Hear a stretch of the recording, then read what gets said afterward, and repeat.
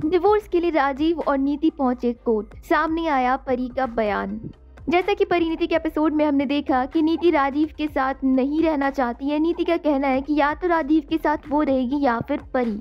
अब राजीव परी को अपनी जिंदगी से बाहर निकालने के लिए तैयार नहीं है, तो नीति ये डिसाइड करती है कि अब वो राजीव के साथ नहीं रहेगी, राजीव से डिवोर्स ले लेगी।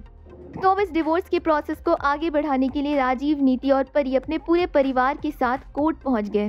राजीव और नीति डिवोर्स की फॉर्मेलिटीज को पूरी कर रहे होते हैं कि तभी उनसे पूछा जाता है कि उन्हें डिवोर्स क्यों लेना है, आखिर उनकी मेन प्रॉब्लम क्या है। यहाँ पर नीति बोलती है कि मेरा पति किसी और लड़की के लिए मुझे चीट कर रहा है, मुझे धोखा दे रहा है और राजीव किसी और के साथ रहना चाहता है।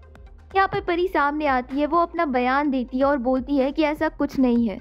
राजीव और नीति एक दूसरे से बहुत प्यार करते हैं और ये दोनों एक दूसरे के बिना नहीं रह सकते हैं।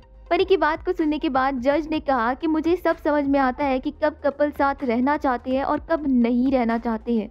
साथ ही जज राजीव और नीति के रिश्ते को एक और मौका देना चाहते हैं और बोलते हैं कि मैं तुम दोनों को एक और मौका देना चाहता हूं क्योंकि तुम दोनों फिलहाल बहुत गुस्से में हो।